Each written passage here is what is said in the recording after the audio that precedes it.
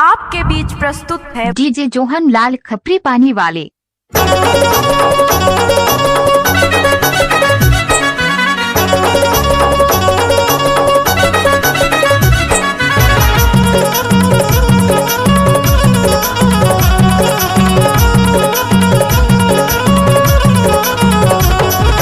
खटिया खड़ी हो गे बिस्तर गो दूधन भाई के चक्कर मामो।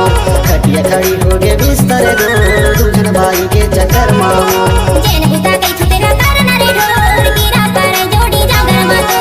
चैन बुता कई छुटेला करना रे ढोर कीरा पर जोड़ी जागर मातो। दूधन भाई के चक्कर मामो दूधन भाई के चक्कर मामो। दूधन भाई के चक्कर मामो दूधन भाई के चक्कर मामो। खटिया खड़ी हो गे बिस्तर गो दूधन भाई के चक्कर मामो।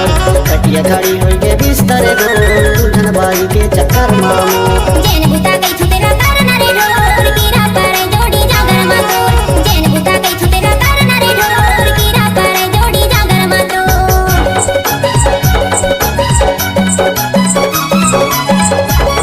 डीजे जोहन लाल खपरी पानी वाले।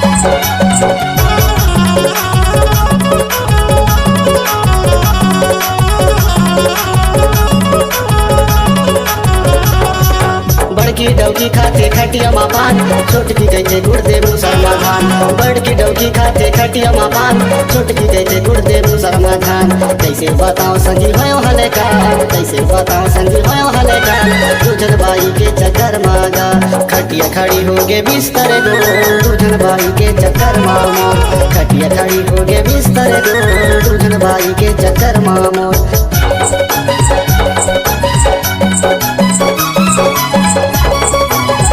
डीजे जोहन लाल खपरी पानी ना चोरी।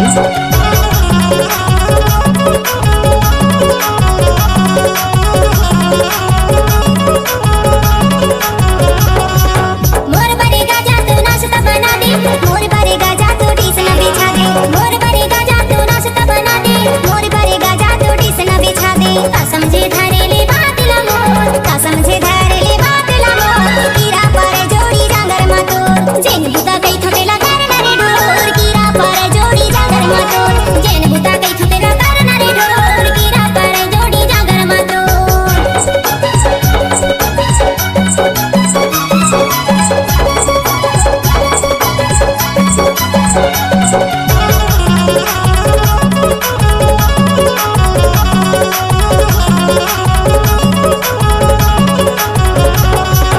कैसे दुखला काटाओ हे भगवान दोनों झंझटकते पकड़ के कान। कैसे दुखला काटाओ हे भगवान दोनों झंझटकते पकड़ के कान।